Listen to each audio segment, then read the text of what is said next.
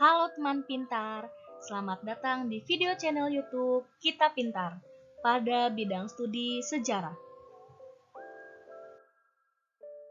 Pada kesempatan kali ini, kita akan membahas mengenai kolonialisme dan imperialisme. Sebelum masuk ke materi, ada yang tahu nggak sih apa yang dimaksud dengan kolonialisme dan apa itu imperialisme?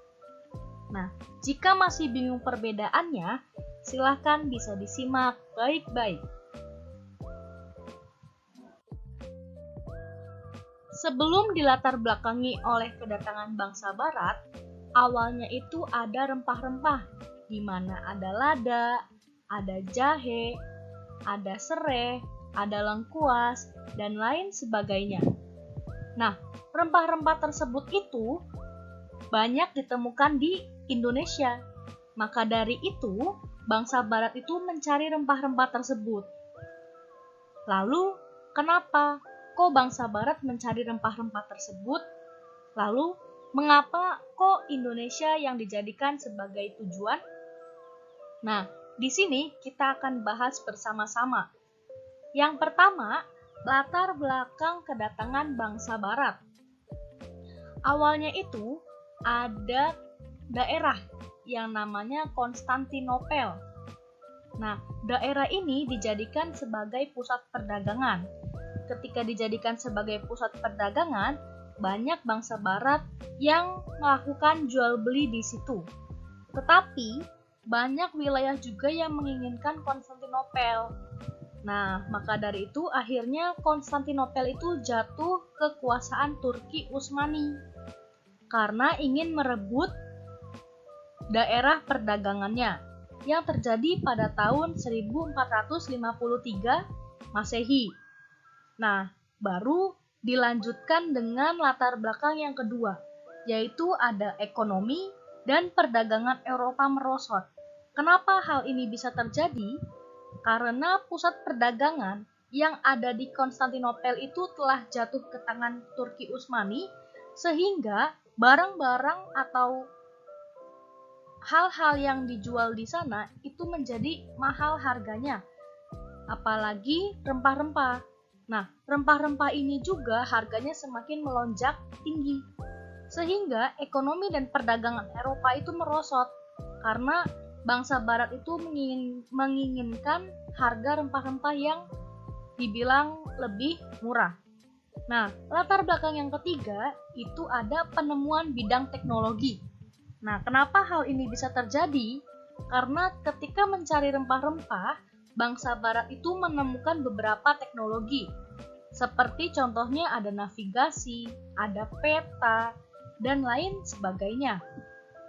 Kemudian yang keempat ini ada mencari rempah-rempah. Kenapa? Kok bisa rempah-rempah yang dicari? Emang apa aja sih manfaatnya? Nah, seperti kita tahu, rempah-rempah ini sudah ada pada zaman dahulu. Misalnya jahe. Ketika zaman dahulu, itu kan belum ada obat yang beredar atau secanggih sekarang. Sehingga pada zaman dahulu, masyarakat itu ketergantungan dengan rempah-rempah. Nah, rempah-rempah ini juga tidak hanya dijadikan sebagai obat saja, ada sebagai bahan makanan, ada yang diperjualbelikan, dan lain sebagainya. Kita ambil contohnya jahe. Jahe itu tidak hanya dijadikan sebagai bahan masakan saja, tapi juga digunakan untuk menghangatkan tubuh. Kemudian, misal kita lagi batuk. Nah, pada zaman dahulu itu jahe itu kulitnya dibersihkan, kemudian digeprek, kemudian diberikan ke atas kompor, lalu jahe itu disimpan di dalam gelas, kemudian dituang dengan air panas. Nah, masyarakat pada zaman dahulu itu percaya bahwa dengan hal-hal tersebut itu akan menghangatkan tubuh dan juga dapat menyembuhkan dari penyakit batuk atau penyakit-penyakit lainnya. Makanya rempah-rempah ini sangat dicari oleh bangsa barat. Oke, kita lanjut. Latar belakang selanjutnya yaitu ada semangat 3G. atau gold, glory, dan gospel. Di sini gold itu artinya adalah mencari keemasan. Di sini dapat berupa perak dan juga barang berharga lainnya. Kemudian yang kedua itu ada glory yang artinya mencari kejayaan. Nah, di sini negara barat itu saling berperang untuk mendominasi dunia dan memperluas wilayah. Mereka dapat meningkatkan status dan otoritas negara mereka dengan menguasai wilayah-wilayah seperti Indonesia. Kemudian yang ketiga ada gospel, yaitu menyebarkan agama. Nah, bangsa barat ini memiliki tujuan untuk menyebarkan agama Kristen ke seluruh dunia, termasuk Indonesia, karena selain mengejar uang dan juga ketenaran.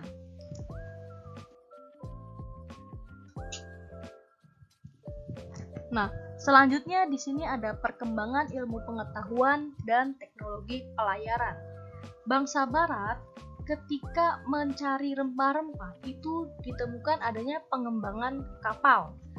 Negara-negara barat itu mampu melakukan perjalanan lebih jauh dengan aman karena telah ditemukannya adanya kompas, astrolabe, dan juga kapal-kapal yang lebih kuat. Kemudian ditemukan juga peta dan navigasi. Para navigator mampu mengidentifikasi rute pelayaran yang lebih efektif dengan menggunakan peta yang lebih akurat dan juga pemahaman tentang arus laut. Karena ketika telah ditemukan adanya peta, maka perjalanan itu menjadi lebih mudah.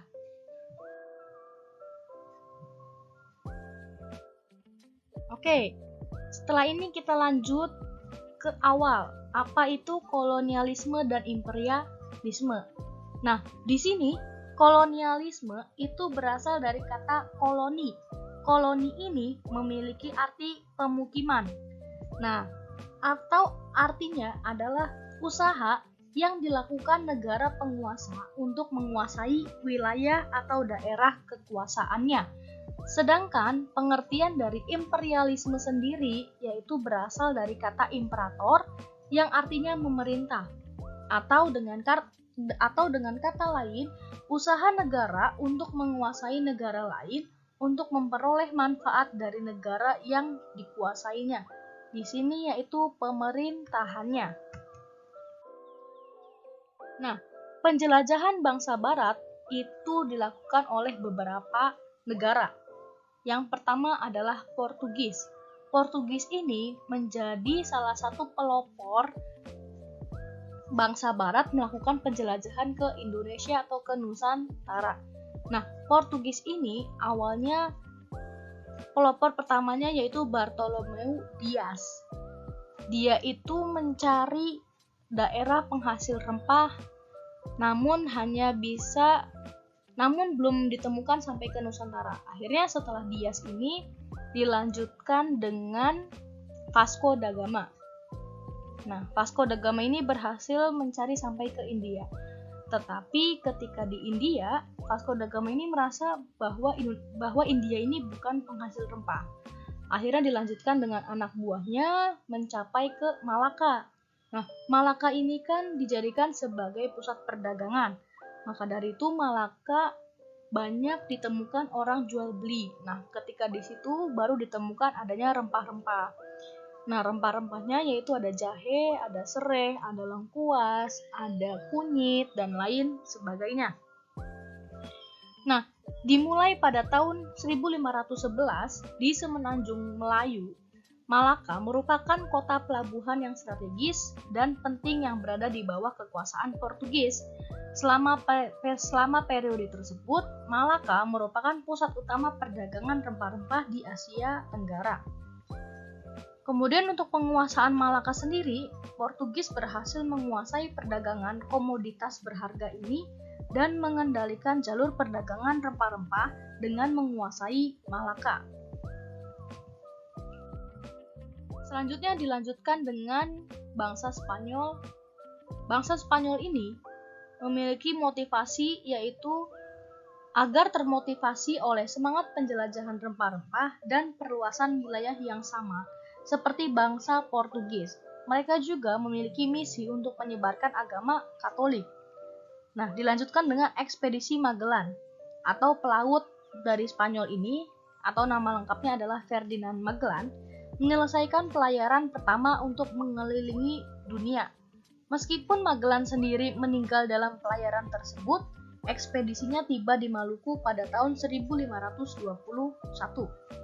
Persaingan dengan Portugis, Spanyol dan Portugal terlibat dalam perebutan kekuasaan yang sengit atas wilayah rempah-rempah Maluku. Mereka sepakat untuk membagi wilayah pengaruh mereka secara global ketika menandatangani perjanjian Tordesillas. Namun mereka sering melanggar kesepakatan ini. Adanya perjanjian Tordesillas yaitu bertujuan agar antara Spanyol dan juga Portugis itu tidak saling mendapatkan wilayah yang sama. Kemudian dilanjutkan dengan bangsa Belanda.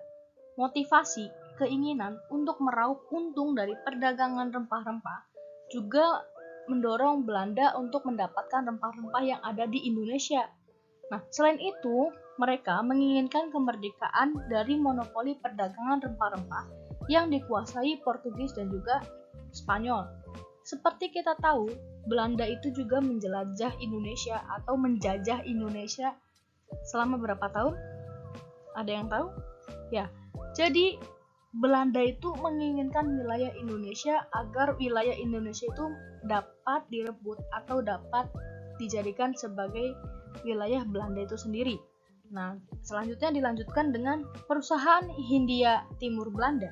Tujuan utama VOC itu membentuk VOC atau Kongsi Dagang yang didirikan pada tahun 1602 untuk mengatur perdagangan rempah-rempah Asia.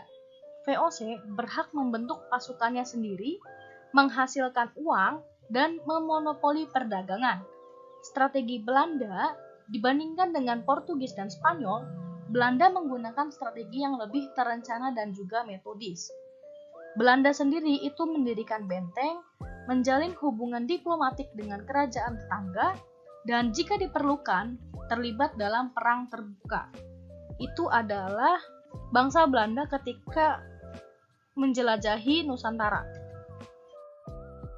Kemudian yang terakhir itu ada kedatangan Inggris dan perebutan kekuasaan. Perdagangan rempah-rempah, Inggris tertarik pada rempah-rempah yang sangat berharga di pasar Eropa, seperti hal-halnya negara Eropa lainnya. Persaingan dengan negara lain, Inggris ingin menantang kekuatan bahari negara Eropa lainnya, khususnya Belanda, yang memiliki sebagian besar wilayah kepulauan tersebut. Ekspansi kolonial, Inggris bercita-cita menjadi kekuatan kolonial dengan memperluas perbatasannya.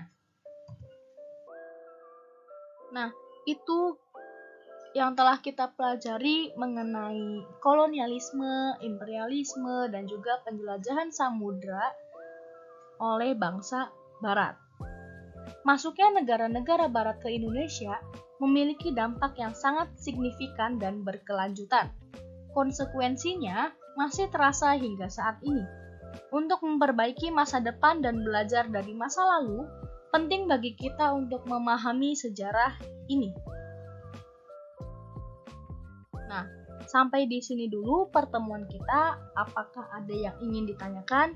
Jika ada yang ingin ditanyakan, silahkan bisa tanyakan langsung di kolom komentar.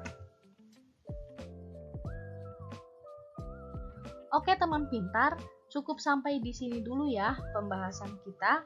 Semoga kita bisa terus belajar bareng untuk saling belajar tentang sejarah.